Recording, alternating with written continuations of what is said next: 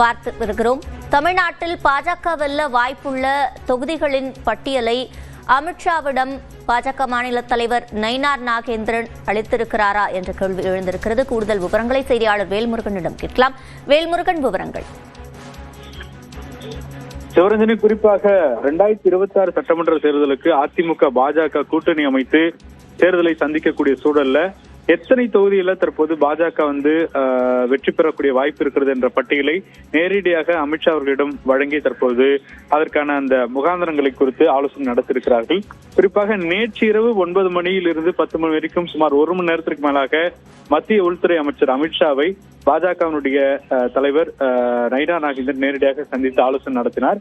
இந்த ஆலோசனையின் போது குறிப்பாக எந்தெந்த தொகுதிகளில் அதிக வெற்றி வாய்ப்பு இருக்கிறது என்பது குறித்தான ஒரு பட்டியல் என்பது வழங்கப்பட்டிருக்கிறது. அந்த வகையில ஏற்கனவே தற்பொழுது தக்க வைக்கப்பட்டிருக்கக்கூடிய 4 சட்டமன்ற தொகுதிகள், குறிப்பாக திருநெல்வேலி, அதே போல மொடக்குறிச்சி உள்ளிட்ட தொகுதிகளோடு சேர்த்து கிட்டத்தட்ட ஒரு 65 தொகுதிகளுக்கான அந்த பட்டியல் என்பது வழங்கப்பட்டிருப்பதாக தெரிவிக்கப்பட்டிருக்கிறது.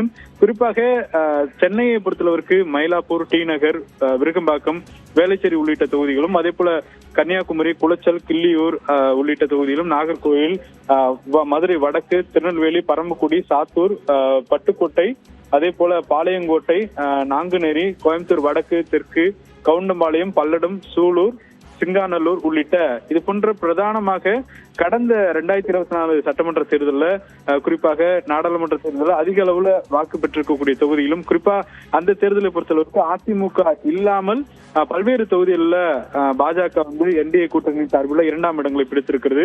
எனவே அதை கருத்தில் கொண்டும், அதே போல கடந்த 10 ஆண்டுகள்ல அதிக அளவு வாக்கு பெற்றிருக்கக்கூடிய தொகுதிகளை கருத்தில் கொண்டும் தற்போது இந்த பட்டியலானது வடிவமைக்கப்பட்டிருக்கிறது.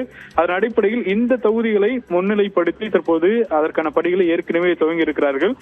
பல குறிப்பாக வேட்பாளராக எங்கெங்கெல்லாம் வாய்ப்பு அதிகமாக இருக்கிறது என்ற அடிப்படையில அவர்கள் ஏற்கனவே பணியாற்ற தொடங்கி இருக்கிறார்கள். எனவே இந்த பட்டியலை தற்பொழுது குறிப்பாக நேரடியாக அமித்ஷா அவர்களிடம் வழங்கி அதற்கான அந்த ஒப்புதல் என்பது பெறப்பட்டிருப்பதாக தெரிவிக்கப்பட்டிருக்கிறது. அதற்கு பிறகு விரைவில் தொகுதி பங்கீட்டு பேச்சுவார்த்தை குழுவை தற்போது அமைக்க உத்தரவிட்டிருப்பதாகவும் தற்போது அமித்ஷா அவர்களுடைய தரப்புல தெரிவிக்கப்பட்டிருப்பதாக தெரிவிக்கப்பட்டிருக்கிறது. அதன் அடிப்படையில ஜனவரி மாதத்தினுடைய முதல் வாரம் அல்லது 2ஆம் வாரத்துல அதிகாரப்பூர்வமாக இந்த தொகுதி பங்கீட்டு பேச்சுவார்த்தை என்பது நடத்தப்படும் என்று எதிர்பார்க்கப்படுகிறது. சிவரஞ்சனி, என்னென்ன அம்சங்களின் அடிப்படையில் இந்த பட்டியல் தயாராகி இருக்கிறது என்பது குறித்தும் பின்வரும் செய்திகளில் பார்க்கலாம். வேல்முருகன், தற்போதைய விவரங்களை வழங்கியமைக்கு நன்றி.